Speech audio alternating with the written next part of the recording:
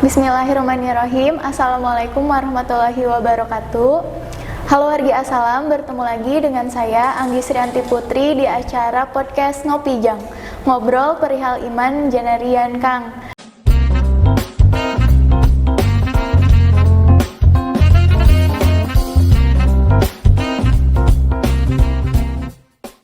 Nah, seperti biasanya kita akan ngobrol-ngobrol, berbincang-bincang sambil menemani warga Assalam menikmati makan sahurnya ya.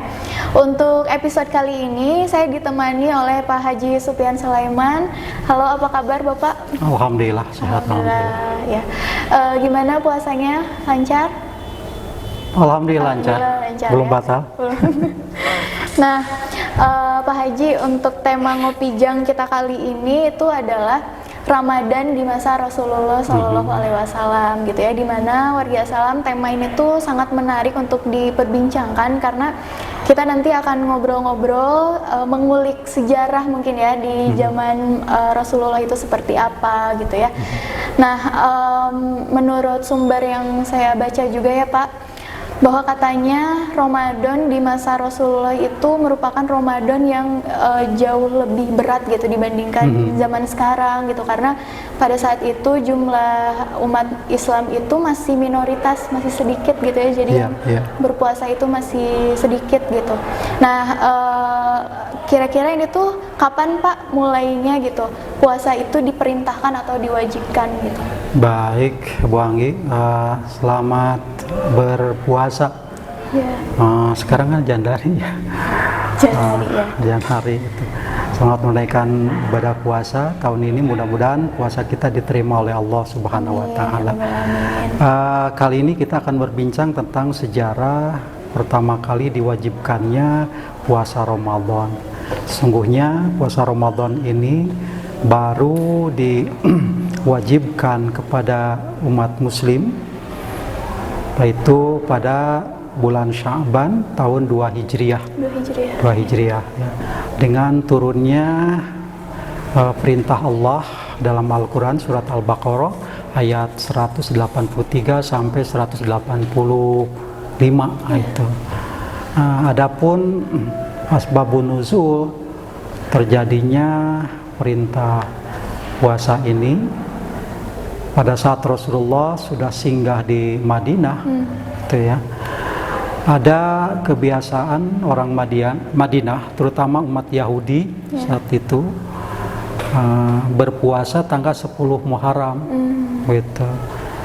Maka Rasulullah penasaran, kok ada juga ya tradisi puasa di orang-orang Yahudi, gitu ya. Maka selidik Rasulullah langsung bertanya kepada orang Yahudi, sebagian orang Yahudi. Kata Rasul, kenapa kalian melakukan puasa dalam tanggal 10 Muharram? Itu setiap tahun.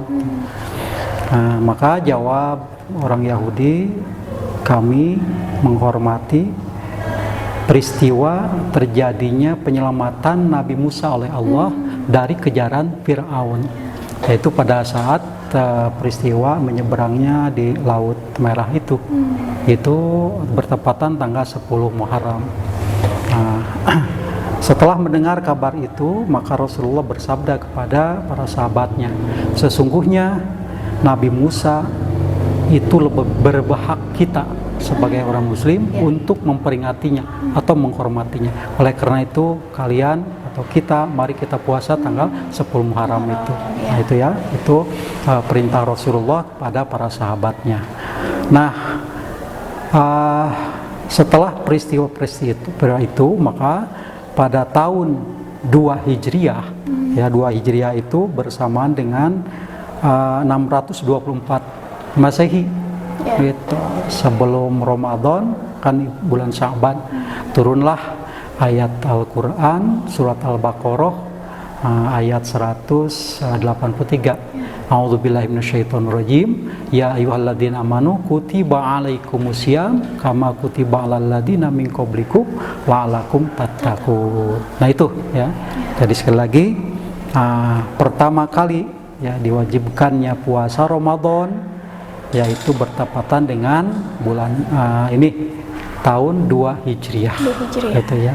Bertepatan dengan tahun 624 Masehi. Gitu. Itu mungkin Bu Anggi ya, yang pertama kali itu. Nah, itu tadi ya penjelasan dari Pak Haji gitu. Jadi kapan pertama kali umat Islam itu diperintahkan atau diwajibkan untuk berpuasa, yaitu pada tahun 2 Hijriah kayak gitu ya. Nah, kemudian Pak Haji untuk pertanyaan selanjutnya, berapa kali Nabi Muhammad menjalankan ibadah puasa selama semasa beliau hidupnya?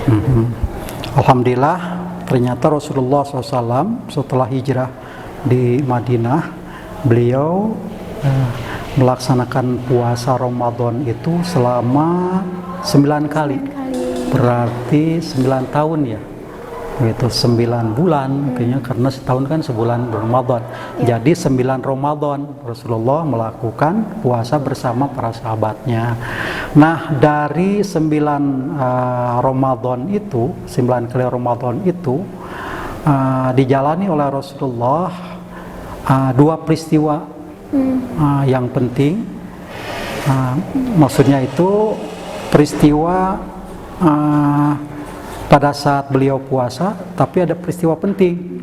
Yang pertama adalah peristiwa Perang Badar.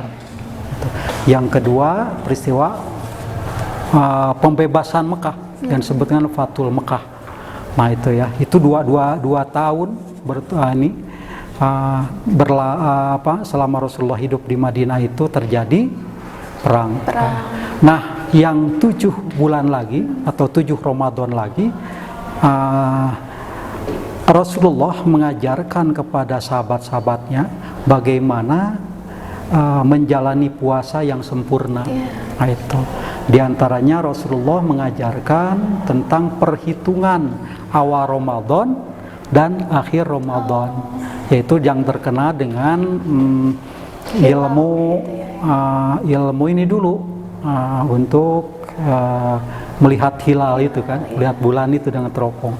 Oh, jadi itu udah diajarkan oleh Rasulullah, yaitu di mana dalam Islam itu bulan itu hanya berjumlah 29 hari.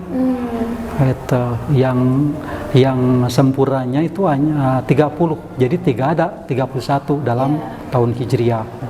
Nah, pada saat itu pula terjadi pada saat Rasulullah melihat hilal, melihat bulan, tertutup oleh awan, sehingga tidak terlihat kapan mulainya Ramadan dan kapan mulainya atau berakhirnya Ramadan. Nah, oleh karena itu maka kata Rasulullah, kalau kalian tidak bisa melihat hilal dengan sempurna untuk pergantian waktu, maka sempurnakanlah bilangan waktumu, yaitu bulan itu. Jadi dijadikanlah 30. 30 hari, model yang kemarin lah, peristiwa kemarin ya. Hari Jumat kan ada hilal ya, teropong hilal, ternyata tidak terlihat. Nah, maka karena tidak terlihat, disempurnakanlah tanggal 1-nya itu adalah hari Minggu ya. Itu. Walaupun ada juga yang berpuasa hari Sabtunya, karena menghitung atau dihisabnya itu, perhitungan hisabnya. Nah itu ya. Nah, yang selanjutnya Rasulullah mengajarkan pada sahabatnya itu bagaimana untuk sahur. Nah, itu ya diajarkan juga oleh Rasulullah, sehingga sekarang ada istilah imsak. Padahal sesungguhnya waktu puasa itu setarnya mulainya setelah terdengarnya suara adzan subuh ya. Nah, sebelum adzan subuh itu 10 menit kan. Ya, jadi ada imsak, yaitu pelajaran yang diajarkan oleh pada para sahabatnya. Bagaimana makan sahur yang bagus, yaitu yang benar gitu ya. Seperti dengan kurma hanya 3 biji ya, yang ganjil-ganjil. Bagaimana cara makannya gitu ya, supaya tidak termasuk orang-orang yang berlebih-lebihan. Kalau sekarang segala diada-adakan, bukan seperti itu, hanya sebagai pengganjal saja. Nah, bagaimana juga bagi orang tua ya, yang suami istri misalnya itu yang melakukan hubungan gitu ya. Nah, ternyata tiba waktunya subuh. apakah wajib mandi dan sebagainya kan. Maka diajarkan Rasulullah mandi saja, puasanya dilanjutkan gitu ya. Nah kemudian Rasulullah diajarkan juga ibadah-ibadah yang lainnya, sholat duhanya, ngaji Qur'annya, sedekahnya. Itu di hari-harinya itu bukan berarti kita jong to nol ya dalam amalan yang lain, justru amalan yang lain harus dilebih-lebihkan. Nah, di bulan Ramadan itu cek sunan mah kudu mak gitu beramal tanya. Supaya apa? Supaya berlipat ganda, karena jelas bahwa bulan Ramadan itu segala amal itu dilipat gandakan. Satu kebaikan dibalas dengan 10 kebaikan. Kemudian Rasulullah mengajarkan bagaimana takjil. Takjil itu berbuka puasa supaya bersegera. Cepat-cepat ya, cepat-cepat itu. Karena itu sunnah Rasulullah SAW. Dan yang lainnya, banyak sekali ajaran-ajaran waktu kita berpuasa yang harus dilakukan. Itu. Terima kasih mungkin gitu sebentar. Oke, nah warga salam, jelas ya tadi. Jadi berapa kali Nabi Muhammad itu menjalankan ibadah puasa selama hidupnya? 9 kali ya, tadi sudah dijelaskan, dan 2 diantaranya itu ketika terjadinya perang gitu. Nah mungkin perang ini termasuk peristiwa yang bersejarah juga ya pada saat itu. Nah kira-kira Pak Haji nih, selain adanya perang tadi, kira-kira peristiwa apa saja sih yang terjadi di bulan Ramadan pada masa Rasulullah itu? Masih ada ya? Baik ya. Sebetulnya peristiwa-peristiwa di Ramadan itu yang penting banyak sekali ya. Karena memang sebagai fondamen Islam ditegakkan pada saat itu, di mana pada saat Rasulullah tiba di Madinah diterima oleh kaum Ansor ya. Secara keseluruhan di Madinah itu sudah banyak penduduknya, bersuku-suku ya. Disebutlah di situ Islam minoritas yang terkecil. Karena minoritas biasanya tidak dilirik lah itunya, tidak diperhitungkan. Nah pada saat itu gejolak penduduk di Madinah itu ramai banget lah. Kalau politis makan gitu, siapa pimpinan gitu, sulit sekali untuk menunjukkan siapa pimpinan. Nah kedatangan Rasulullah ada riak-riak loh, ternyata ini sosok manusia yang bisa dijadikan panutan. Maka lama-kelamaan dengan dakwahnya Rasulullah, dengan akhlak yang terpuji, orang banyak yang tertarik, banyak yang masuk Islam. Ya Pak Beja-beja akhirnya kan, oh ternyata ada seorang yang luar biasa, banyak bijaksana, tidak pernah pemarah dan sebagainya, ngejak kebaikan sebagainya ya. Maka banyak orang di Madinah itu masuk ke Islam, banyak yang syahadat. Nah, adapun peristiwa yang penting pada saat Rasulullah SAW ya, masih hidup di bulan Ramadan terutamanya, yang pertama itu diturunkannya Al-Quran. Itu tanggal 17 Ramadan. Tanggal 17 Ramadan tahun 13 sebelum hijrah. Jadi titik nol kan dari hijrah, mulai hijrah. Nah sebelumnya Rasulullah menerima wahyu itu tanggal 17 Ramadan. Maka selalu pada saat ini 17 Ramadan itu diingatkan oleh kita, diperingati oleh kita sebagai nuzulul Quran. Saatnya diturunkannya Al-Quran. Yang kedua, peristiwa yang terpenting adalah yang setelah disebutkan tadi, yaitu terjadinya Perang Badar.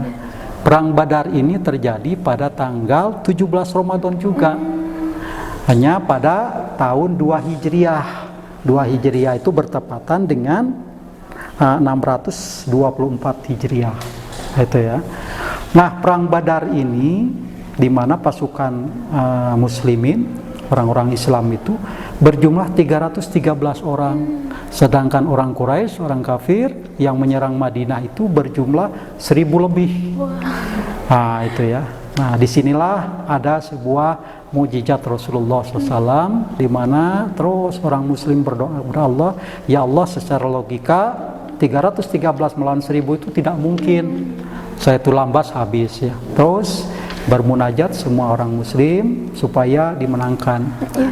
Nah dengan mukjizat Rasulullah SAW bahwa peperangan Badar itu dimenangkan oleh orang Muslim dengan adanya pertolongan Allah justru ya. Dan perang Badar inilah sebagai awal cikal bakal kejayaan Islam dalam sejarah tuh ya. Kemudian peristiwa berikutnya adalah pada saat 8 Hijriah. Nah itu yang berarti Rasulullah sudah 8 tahun Hijriah ya berarti. Itu terjadi Futuh Mekah. Futuh Mekah itu adalah peristiwa pembebasan kota Mekah. Yang tadi kalau Badar kan perang Badar orang kafir Quraisy datang ke Madinah. Nah kalau Futuh Mekah itu kaum muslimin datang ke Mekah. Sebaliknya ya gitu. Kaum muslimin datang sekitar 10.000 datang ke Mekah dengan tujuan bukan untuk menyerang, tapi pada saat itu Rasulullah datang untuk damai, gitu ya, untuk pembebasan Mekah, datang dengan damai. Dan ternyata melihat banyaknya pasukan Muslim datang ke Mekah, orang-orang Quraisy sudah takut duluan. Itu maka mereka mengibarkan bendera putih menyerah gitu. Jadi orang Muslim Madinah datang ke Mekah dalam keadaan damai gitu ya. Semuanya disebut dengan Futuh Mekah itu ya, pembebasan kota Mekah. Dan itu merupakan kejayaan Muslim yang berikutnya. Jadi menjabarlah luas tentang sejarah bahwa Islam disebarkan dengan damai itu ya. Gitu ya. Jadi minimal 3 peristiwa itulah yang penting. Dan Futuh Mekah ini terjadi pada tanggal 20 Ramadan. 20 tahun 8 Hijriah. Itu peristiwanya itu Ramadan. Dan banyak lagi peristiwa yang lain. Yang terpenting tercatat dalam sejarah itu 3 peristiwa itu yang terjadi pada bulan Ramadan sebagai fondamen dalam penyebaran Islam gitu ya. Ya, tuh, Masya Allah ya. Warga Salam tadi sudah dijelaskan gitu ya, ternyata banyak peristiwa-peristiwa penting gitu ya, atau peristiwa yang bersejarah ketika di bulan Ramadan pada masa Rasulullah gitu ya. Jadi kita bisa mengingat kembali gitu bagaimana perjuangan umat muslim pada saat itu gitu ya. Sekarang kita tinggal mensyukuri dan beribadah dengan baik kayak gitu ya. Nah, pertanyaan selanjutnya Pak Haji, amalan di bulan puasa apa saja nih yang dicontohkan oleh Rasulullah dan bisa kita teladani itu, yang bisa kita terapkan pada masa sekarang? Baik, untuk meneladani Rasulullah dalam melakukan puasa, berarti kita harus tahu bagaimana Rasulullah melakukannya. Melakukan Rasulullah dalam puasa itu sebagaimana tadi diungkapkan yang telah diajarkan kepada para sahabatnya. Nah itu berarti kita harus betul-betul menggali ya bagaimana puasa yang baik itu. Di antaranya sahur tadi sebutkan ya, kemudian tadarus ya, yang tadinya sholat fardunya hanya sholat fardu saja dilengkapi dengan qobliyah ba'diyah, dilengkapi ya. Kemudian ada dengan takjilnya, kemudian sholat tarawih dan sebagainya. Di mana dalam puasa itu ada puasa lahir, ada puasa batin. Yang lahirnya itu menahan hawa nafsu, ya, tidak makan dari mulai ya itu tadi, ya itu ya. Mulai dari sholat subuh itu dimulai ya, adzan subuh sampai adzan maghrib, bertahan secara badan. Kita tidak boleh memasukkan sesuatu kepada perut kita, itu menahan lapar dan haus ya. Itu secara lahir. Tapi secara batin pun kita harus menahan amarah kita, itu ya. Dan tidak boleh ropas itu sesuatu yang membuat dosa ya, kemungkaran dan sebagainya, itu harus ditahan. Tidak boleh bergunjing, memperolokkan. Malahan kata Rasul, apabila engkau ada yang ngajak kelahi, ngajak berantem ya pasea, maka katakanlah aku sedang berpuasa, aku sedang berpuasa, aku berpuasa. Nah itu ya, jadi bukan hanya lahirnya saja puasa, juga masalah batin kita supaya bersih bersih lahir batin.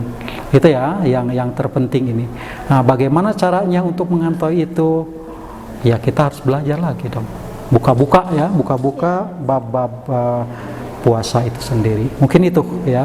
Mudah-mudahan kita puasa saat ini sesuai dengan yang diajarkan oleh Rasulullah SAW.